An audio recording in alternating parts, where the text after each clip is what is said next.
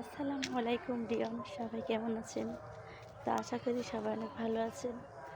আলহামদুলিল্লাহ আমি খুব ভালো আছি। আমি ওই যে আগের ভিডিওতে দেখছিলেন যে বাজারে গেছিলাম, তারপরে মাছ আনছি, মুরগিগুলা কাইটা তারপরে দুইয়া রাইখা, তারপরে অনেক ক্ষুধা লাগছিল, তারপরে খেয়ে তারপরে যে শুইছি, মানে এখন কিছুক্ষণ আগে উঠছি, 10-15 মিনিট হয়েছে উঠছি। মানে উঠার পর দিয়ে এমন গরম লাগতেছে, তারপরে যেই মাত্র কিন্তু গোসল করে এখন বাজে 5টা 1, এই 5টা বাজার মানে 10-15 মিনিট আগে যে আমি গোসল করলাম। তো গোসল করে এই যেই মাত্র বাহিরে আসলাম। তো এই হচ্ছে বিকেলের ভিউ, মাশাআল্লাহ। এই যে আর এই দিকটা হচ্ছে যে সবজি করছে সেটা দেখাইতেছি। যে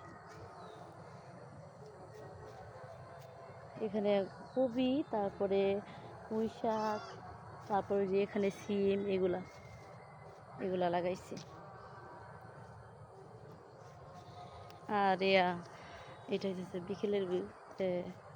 কে কোন জায়গা থেকে দেখতেছেন অবশ্যই কমেন্ট করবেন। আর আমার কিন্তু প্রচুর দেখাই না,